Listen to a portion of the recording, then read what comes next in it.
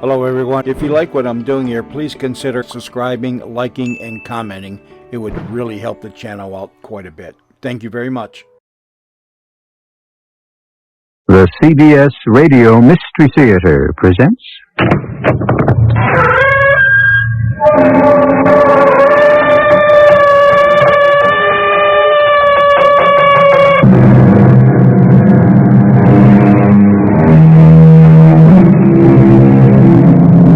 Come in. Welcome. I'm E.G. Marshall. There is a kind of human eloquence more telling, more forcible than the loudest words, than the choicest diction. It is the suffering of some great, heartbreaking sorrow with sealed lips. But how many of us have the fortitude to bear our pain in silence, or for that matter, our joy? So natural is the urge to speak. What could possibly keep anyone from doing so? Look, my dear. How long has it been since we have seen so many happy faces? Oh, we couldn't have asked for a finer wedding celebration for our daughter. And yet, just now, I thought I saw something in her expression. As she spun around just now amidst the dancers, I saw a strange look in her eyes. A look? What kind of look? A look almost of terror.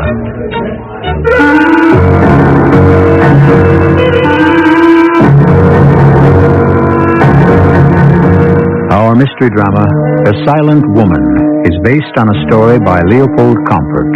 It was adapted especially for the Mystery Theater by Percy Granger and stars John Beal and Robert Dryden. It is sponsored in part by Buick Motor Division and True Value Hardware Stores. I'll be back shortly with Act One.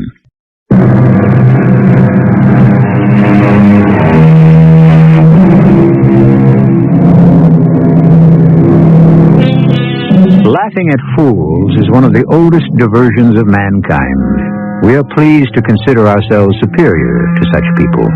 But there is another tradition regarding the fool, that he is really the wisest of men, whose only failing is that he cannot dissemble.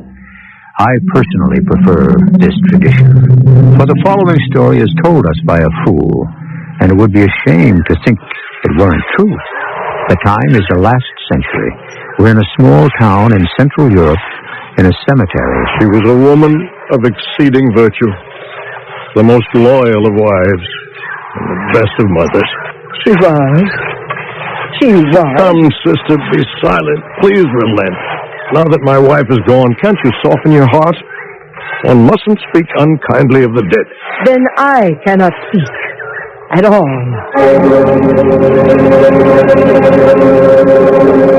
My name is Leip.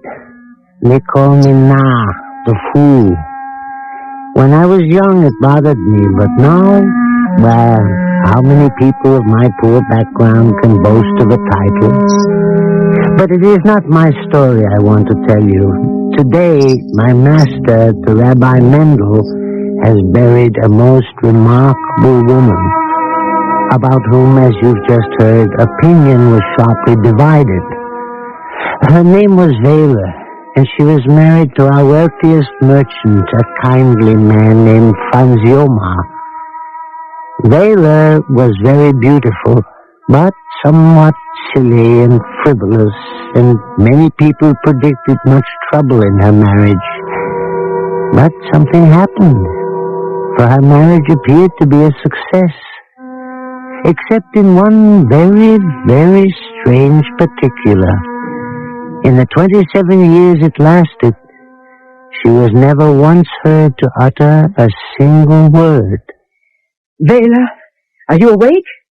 It's Bedrell, your sister-in-law. Look what I have in my arms. Your child. It's a girl. The doctor says she is healthy and strong. Look how active she is already and barely 2 hours old. Look, she's holding out her arms for you. She recognizes you. Vela, will you not speak to her?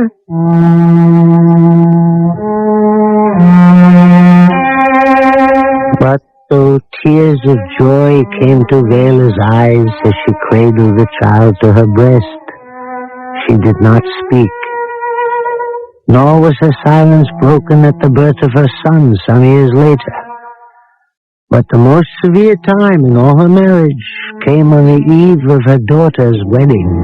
A great plague was sweeping the countryside. Bring out your dead! Bring out your dead! Vela! It's Franz! I'm home! Oh, Brother, I'm so glad you're back. Yes, not a moment too soon. I was terrified that my business in Prague would have forced a delay, and my daughter due to be married this very evening. Where's Vela? Oh. What's the matter? You're crying. It's too awful. Where is everyone? Where are the guests, the musicians? They should be arriving. There's not to be any wedding. Has something happened to the groom? Has the plague taken hold of him? No. Well, then what is it? Your daughter. Oh no. The plague has got her in its grip. She's not expected to live. Is she in her room? Yes. Vela is with her. Vela? Vela, tell me. Our child. Look at me, Vela. Our child is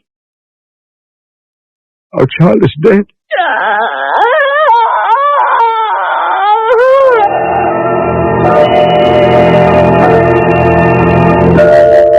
Vela's cry of anguish echoed in her husband's ears. But though she wept as they bore her daughter's body away, not a word of complaint passed her lips. Thus did she bear all, joy and sorrow, in deep silence for 27 years. And for 27 of those years an argument has raged between Franz and his old maid sister, Betel. I tell you, it's nothing but willful malice on her part. No, sure you're wrong. Betel, are you jealous? Not in the least. Vela used to boast how she would break hearts. But I never thought it would be my own brother she'd make so miserable. But, Betel, I'm not miserable. The only thing that makes me unhappy are these arguments. Do you want me to leave your house, then? You'd expel your own sister? No, only please keep your voice down. It hurts Vela deeply to know that you disapprove of her so. Then why will she not speak? I don't know. I know she wants to. Sometimes I can see her lips move, almost forming the words. It must be some physical deformity. Nonsense. She was the picture of health until the very day of her wedding. And she can utter every sound except those of speech. What deformity could be so selective? Well, there are those who say that she's been bewitched. You are a prosperous merchant. You are my brother. How can you believe such superstition? If it is not a physical deformity, then what could possibly prevent her from speaking, if not a supernatural force? Some of our most trusted friends, people who were at the wedding, who danced with her, say that they noticed something odd. Why did no one speak up at the time? They swear that there must have been an evil eye on her, one jealous of her beauty. Is this not possible? Oh, I'm sure I don't know. She's mocking your weakness to your face. If I were you, I'd give her a good hiding. No, I could never do a thing like that. What has happened is God's will. It is a mystery, not given us to know. I am certain her power of speech is in some way paralyzed. And I can't live any other way but to have faith that it will someday be restored. It was certainly doubtful whether Franz's faith was going to be rewarded. The years fled by. Their son grew into a handsome fellow and quite a scholar to boot. The time came for him to go study with a first-rate teacher in Hungary. Years he would be gone before he would see his parents again. Yet though her eyes were full of sorrow and pride, Vela let him go from her embrace without a word of blessing. Then, only a few weeks ago, Vela was taken ill. And yesterday, as I was walking down the street past their house, a servant girl ran up to me and begged me to go at once to Franz Yomar's office. Who is it? It is I, your worship. Leibnar, what are you doing here? You must come with me at once. Your wife's illness has taken a turn for the worse. How bad is it? The doctor has left, and the rabbi has been sent for.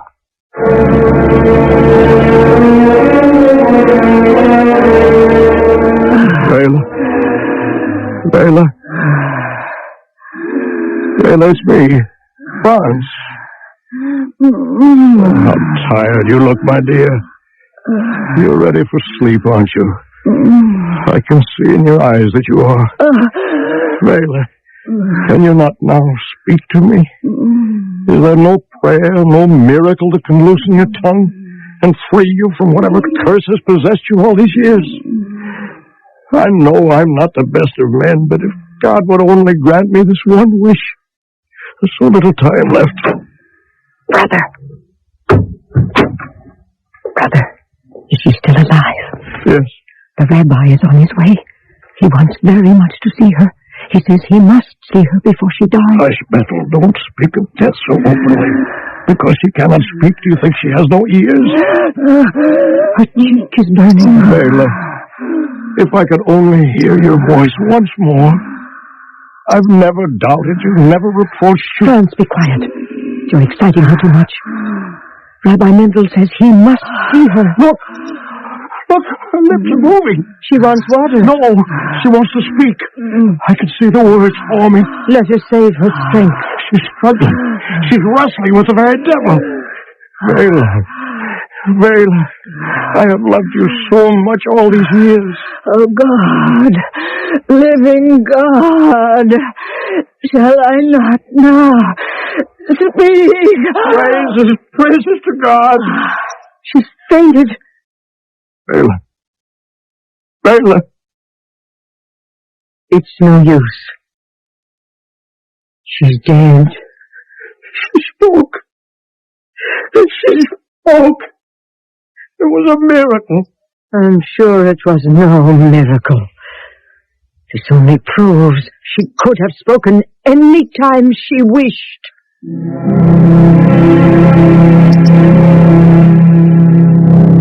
Rabbi Mendel was very upset that he did not reach Vela's bedside before she died. Oh, was he upset. The night after the funeral, however, he was still brooding. And when I brought in his meat for supper, he was still staring at his soup. What do you see in that bowl that's so fascinating, Rabbi? I see a fool, Abe. Well, your secret is safe with me. After all, one of us has to pretend to be a rabbi, otherwise how could we afford to live in so grand a style? What grand style? Why use a perfectly good bowl of soup for a looking glass when any rain puddle would do just as well? Abe, between us we make one passable human being. I shouldn't waste time brooding. But if only I had hurried faster. They say she spoke anyway. A single sentence. I don't think that mattered to poor Mr. Franz. I saw his eyes when he came from her room. I've never seen such happiness in the midst of such sorrow. 27 years. I've never seen anything like it. You remember the night of her wedding? Oh, yes, I remember. I remember everything. See who that is, huh? Leib? Oh, good evening, Mr. Franz and Miss Bethel. Good evening, Lane. Is the rabbi here? I don't know. Let me ask. Of course I'm here. Why do you have to ask? A moment ago, you were in the path. Just shut the door. Forgive us for disturbing your evening meal, Rabbi, but we must have judgment. Judgment? Yes, there hasn't been peace between my sister and myself for 27 years. And now that Vela is dead, it will be worse than ever. I'd be willing to drop the whole matter if Franz didn't insist on referring to Vela's last words as a miracle. But that's what they were. A miracle. Is this not so, Rabbi? She was the ultimate shrew. My old friends. You are both wrong. What? The miracle is not that she broke her silence with her last breath, but that for 27 years she did not speak.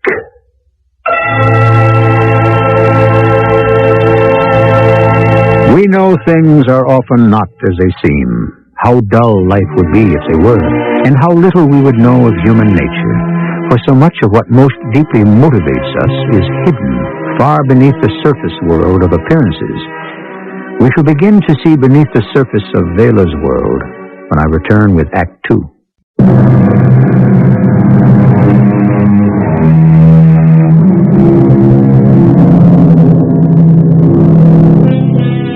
When a carefree and irresponsible young girl married a timid, serious young man, idle tongues got ready to wag. Then, literally overnight, she was transformed into a sedate, mature woman, an excellent wife and mother, in all respects, save that she would not, or could not, speak. Through grief and joy, only her eyes told the story of what her heart was feeling. And now that heart beats no longer, the mystery surrounding her looms larger than ever. Rabbi, you say it was a miracle that she did not speak? Vela was a worthy among worthies, a saint. What? Oh, but this is disgraceful. She was doing it deliberately. You asked me to render judgment. It has been rendered. Now, if you will let me get back to my meal, Labe will show you to the door. Good evening. 1,000 thanks, Rabbi. Come, Bethel. No. This judgment makes you happy, of course, Franz. It vindicates your simple faith. And it makes me look like a fool. Good, madam, please, let the rabbi eat. If he does not eat, he will be in a bad humor. And if he's in a bad humor, he will expect me to get him out of it, and I'm very tired. Labe is right, sister. It is late. I will not hear a woman praised who sat by in silence at times when most mothers could not have found words enough to express their feelings. Well, then perhaps she was the wise one for not even trying. Now, please, good night. But one does not solve a problem by shutting a door in its face any more than one converts a person by silencing him. It took them a whole 24 hours, but the very next night they were back. Rabbi Mendel? Franz, good evening. Is Bethel with you? Good evening, Rabbi. We're sorry to trouble you again, but remember that judgment you rendered last night? I want proof that your judgment is sound, Rabbi. You say Vela was a worthy among worthies. But what do you know of this matter that you can render such a verdict? Well, what I know is perhaps better left unsaid. I do not like the sound of that. Rabbi, I'm afraid you must tell us. For you have now undone the effect of your judgment altogether. Very well, my friends. Sit down. I must begin by asking you to recall that night, the night of the wedding. I can still recall Mr. and Mrs. Clafner. Oh, what generous, warm-hearted people they were. We must remember everything just as it happened. As they talked, the scene became more and more vivid, until it seemed as if we were all transported back to that strange occasion. Oh, yes, I was invited too. There's an old custom that on all festive occasions someone should be present as a reminder of life's darker side, lest people in their reveling forget the sorrows of this world. A good custom, so they hire a fool. You figure it out.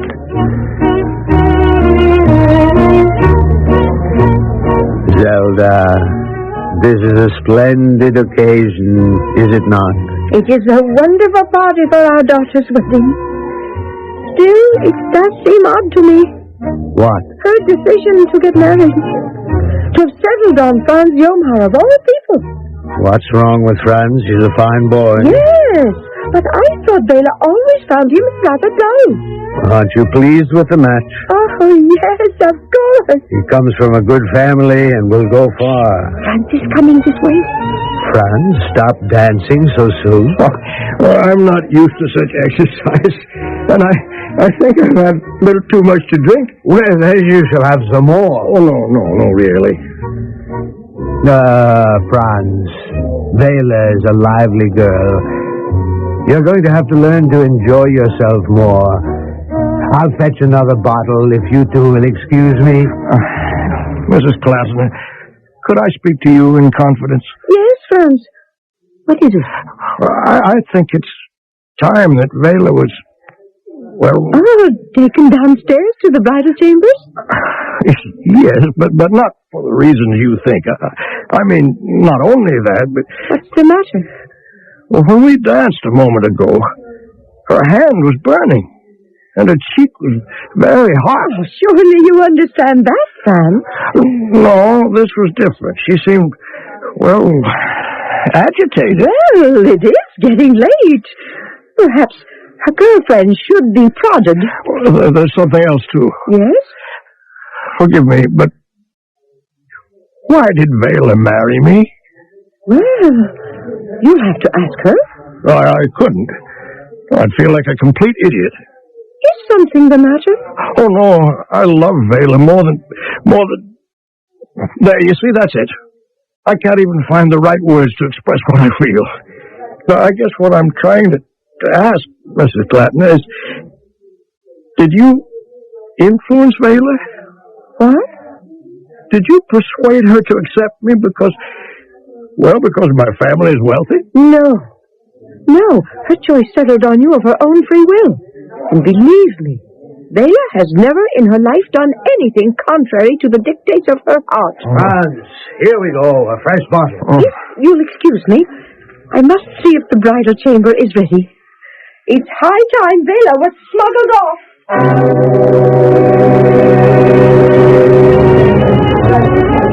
Franz? Yes, Mrs. Klausner? I have it on very good authority that all is prepared. But I advise you to slip down the back stairs. Some of the young men have planned some trickery if you go by the main stairway. Thanks. Excuse me, Mrs. Klausner. Good night. The boy's as nervous as a new clerk. It should be. The young men are waiting for him on the back stairs. Zelda. Well, one has to keep one's priorities straight. I couldn't spoil their fun just to save Franz a good ducking. No! Oh, that's painful. Reminds me of our wedding night. The water they dumped on me was straight from the river. Ice cold. What was that? She's gone. She's gone. What? Vela's gone. She's vanished. Come on, my boy. Slow down. Catch your breath. Now, what do you mean? Vela's not in the bridal chamber. But how can it be? I saw the girls take her in there not 5 minutes ago. Well, maybe it's another prank. If it is, it's carrying things a bit too far. Well, I'll speak to the girls. That's not a trick. I'm sure of it. Now, calm yourself. Oh, she's run away from me. No. Or maybe, what if some evil spirit's gotten a hold of her? Nonsense. Well, it happens, you know. They say especially on wedding nights, and especially young girls who are as good-looking as Vela is. These spirits are driven mad with jealousy. They carry their victims off, sometimes never to be seen again, or if they do return them, it's with some horrible curse laid upon them. My boy, stop this talk. All the girls swear they are innocent. If this is a prank, it's Vela's alone. Did they notice anything strange in her behavior when they took her into the bridal chamber? Well, she was nervous, of course, but that's to be expected, is it not? Oh, Wilson, we must find Vela at once. Word has spread of her disappearance. The guests are becoming frightened. They know the legend. Nothing but stories. Oh. Now come, we'll search the house at once and the garden. And if she's not here, we'll go with torches and search the whole city. Oh, what shall I do? Question the servants. Find out if they saw or heard anything amiss. Come, Franz. Mrs. Zelda? Oh, Leibner, I didn't hear you approach. Your daughter has gone. Yes. I was watching her. Oh, where did she go? Yeah, I meant earlier, during the dancing. Oh, you really are a fool. Everyone was watching her then. But I watched differently than others. Her movements were not those of one who is enjoying herself. They were desperate, frenzied, and she looked no one in the eye. Not even Franz? And least of all him. Do you think she may have done herself harm? Do you think she's gone to the river? I didn't know where Vela had gone or why, or whether she would ever come back for that matter. I left the house as puzzled as anyone, but unlike the others, I was not frightened. Whatever was going to happen was going to happen. In this world of uncertainty, I have always been certain of that. Yes, Rabbi, I remember. We searched the entire house and the garden, and there was no trace of her. Then we took torches and scoured the city. And when you returned to Reuben Clothimer's house... She was there, sitting with her mother in the kitchen, as calm as could be. How remarkable. What is? You asked us to remember everything, and I remember something now that I'd forgotten. When we came into the kitchen, our burnt-out torches in our hands, Vela looked up, and she looked directly at me, into my eyes. Labe was right. She had avoided everyone's gaze, and most of all, mine. But now she looked at me, and I at her, and I remember a chill ran through my body. I thought, surely this woman is bewitched. But now I think we were laying eyes on each other for the first time. Yes, my son. And what it was that happened that night, I am now free to tell you. Franz and Bethel came to the rabbi's house with an argument they wished him to settle. It was a question they thought had only two sides, and one of them, they assumed, had to be right. But is this always the case? I'm reminded of a riddle. Two girls walked into the classroom on the first day of school. They were identical in appearance. They had the same last name and the same parents. Yet when the teacher asked them the obvious, were they twins, they said no. How is this possible? I'll give you the answer and the rest of our story when I return with Act 3.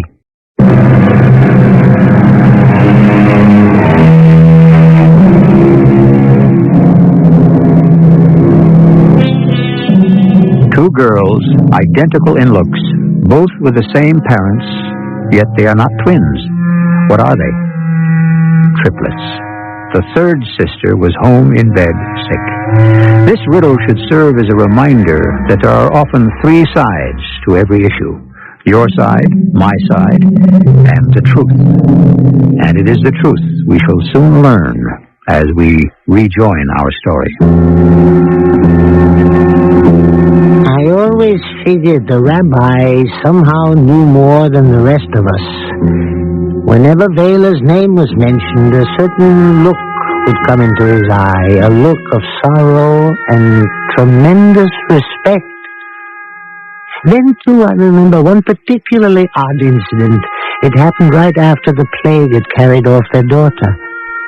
Franz and Vela were in formal mourning, and I accompanied the rabbi to their house.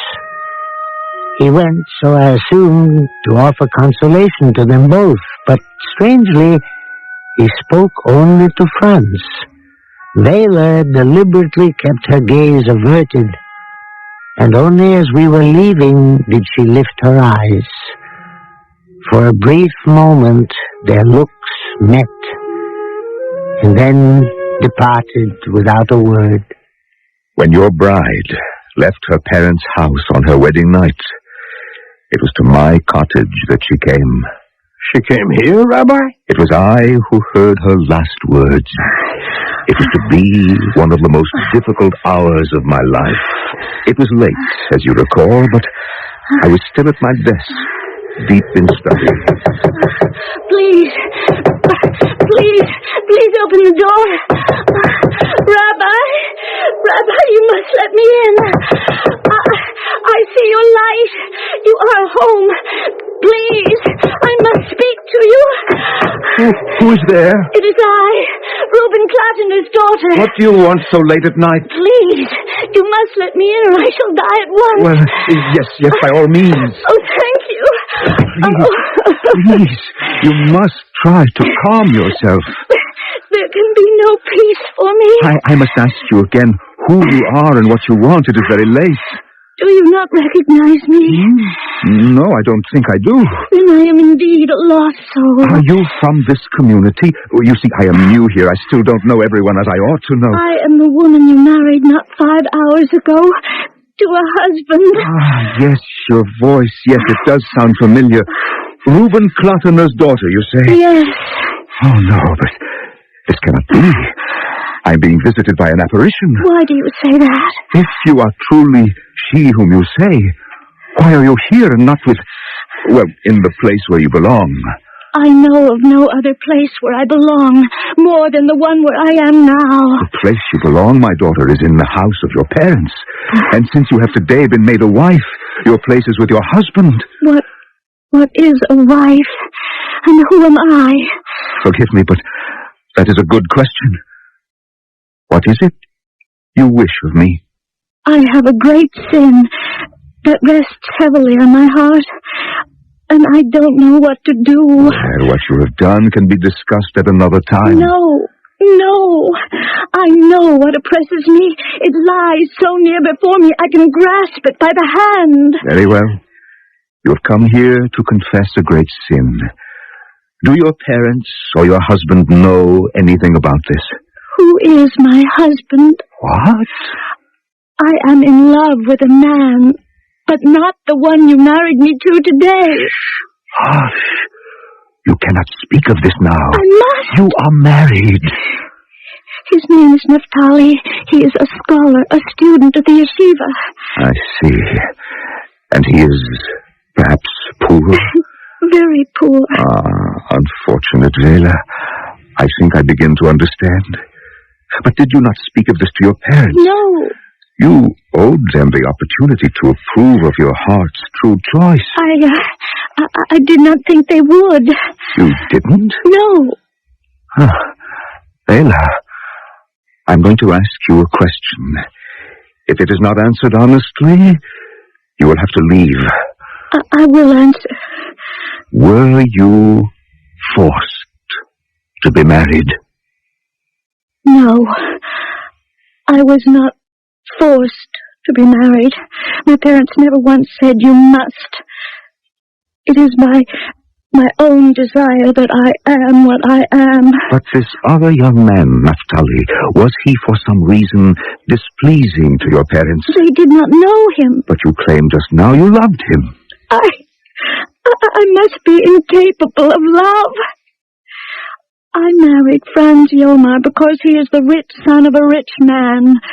To enter his family is to become the first lady of the community, to sit buried in gold and silver. That is what infatuated me. That is why I forced myself to marry him. The gold and silver have an influence over me. More and more they cry to me, you will be the first lady in the community. And the more Franz loves me, the more I detest him. It is not Franz you detest, but yourself. That is true.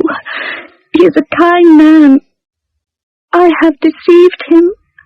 I was never a liar before now. And today, when I stood under the wedding canopy, and he took the ring from his finger and he put it on mine, and when I danced with it, and they led me away. When you first entered my house, I thought this must be a mad woman. But only a soul conscious of its own sin could speak as you do now. Tell me what I am to do. What to do? Tell me. Do you think I have come from my parents' home merely to return again without help? You alone in all the world must tell me. Look at me. I am no wife. I will not be a wife. Tell me what I am to do. Please, Vela, stand up. Tell me first. I will not rise till then. Oh, dear Lord, who could that be? Master. Labe, that fool of a sexton they've given me. Vela, can you hear me? Yes. It will be best if no one knows that you have come here. Will you rise and go into the next room until... I will not move. Master. All right. Vela, I'll put this screen in front of you, but please try to make no noise until I have dispatched this fellow. I'm coming! Oh, Master, 1,000 pardons, but I'm afraid I had one glass of wine too many. It's all right. And it caught up with me just as I was trying to find my latch key. But... Enough, Abe. Yes, Rabbi. Despite my condition, you see before you a man ready and willing to carry out the evening chore. Yeah, well, it won't be necessary tonight. Oh, no. Let me make amends for my condition. Well, never mind. Please, No, Master. no. You don't want me to draw water from the well? No. Nor bring in more wood for the fire? No. It's burning low. No. I mean, yes, I know, but no. That screen is out of place. Leave it there. It's blocking the fire from warming you at your desk. But as you pointed out, the fire is burning low anyway, so what's the difference? Keep this up and you too may someday be a fool. Abe, go to bed. I want to be left alone. But you are not alone. What? I can see your thoughts are with you. Go to bed. You know, Master, a most remarkable thing has happened. The bride you married today has been carried off by spirits. That's nonsense. I know. They're searching for her everywhere. If they were smart, they would just come to you. Huh? Well, why me? Because I'll bet you know where she is. Why do you say that? You're the rabbi. The rabbi knows everything. In fact, it's your fault I'm a fool. What do you mean? That's what I was always told as a child. The rabbi knows everything. That's why I never bothered to learn anything. I figured as long as someone knows it, what's to worry? So, don't disappoint me, Rabbi. I'd hate to have been a fool for nothing.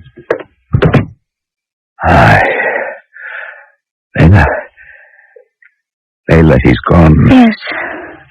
Now listen to me now. I will talk with you. I am listening. But will you do what I advise you? For I am going to say something that will terrify you. I will do anything you say. Will you swear? Yes. No, don't swear yet. Not till you've heard me. I don't want to force you. Hear me then, daughter of Reuben Klatener.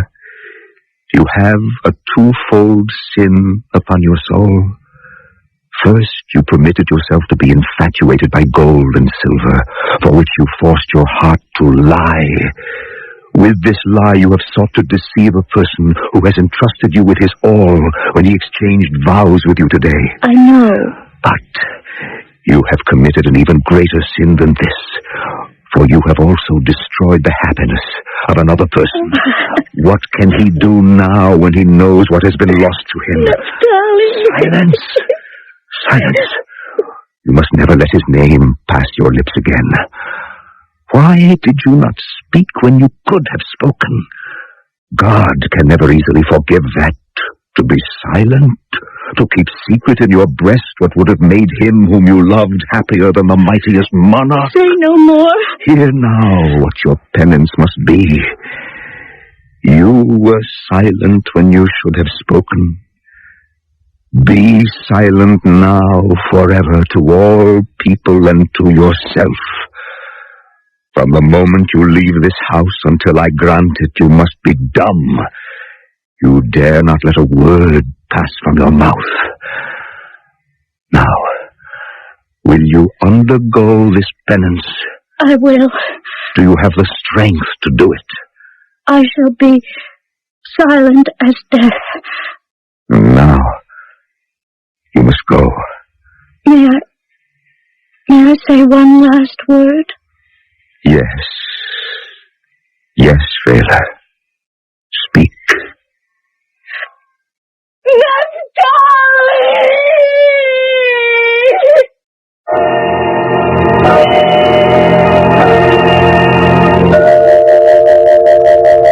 When the rabbi finished his story, Everyone sat for a very long moment in silence.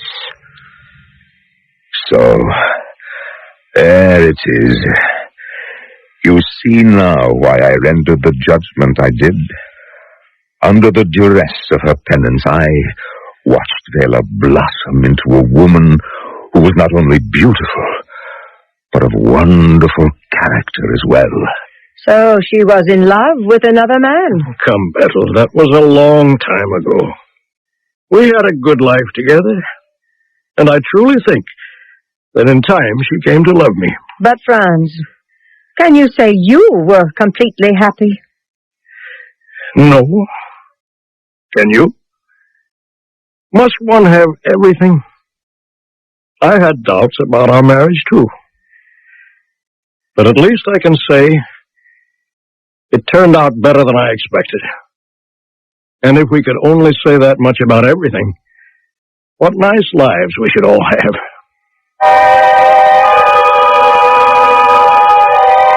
What nice lives indeed. It is said we speak more with our eyes and our gestures than with our tongues. Often we speak too quickly and without thought, or we say what is expected and not what is true. How much wiser we might all be if every time before we spoke we had to chew a piece of toffee. But what about Vela's life? Wasn't her punishment too severe? A final word on that in a moment.